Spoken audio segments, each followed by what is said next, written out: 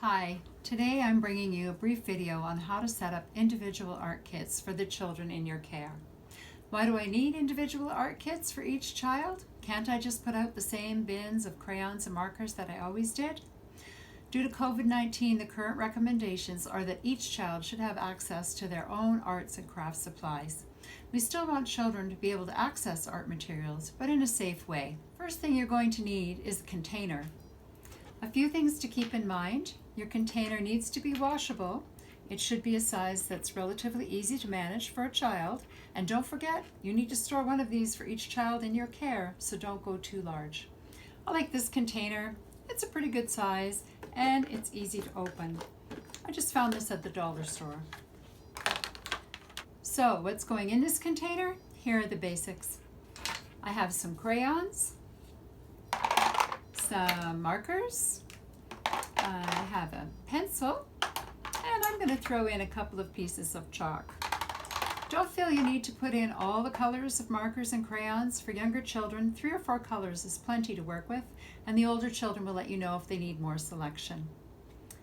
Some other things to include in your kit: a glue stick, and maybe some child-safe scissors, and the older children would probably enjoy a roll of Scotch tape. These are the basics. Now, to keep the children engaged, I would suggest adding some extras. Don't put in too much at once, just put in a few extra things each day and see what the children do with them. I'm going to put in some paper that I folded accordion style, some more paper that I stapled into a book. I have some old envelopes, some cardstock, a bit of construction paper. I have some black construction paper that's fun to use with the chalk, and I've also got some coffee filters to use with the markers. A few other things that you might want to add: I have some stickers, some post-it notes, and I've got a few popsicle sticks, fun to use with markers and stickers. And I have some cut-up straws and a few pipe cleaners.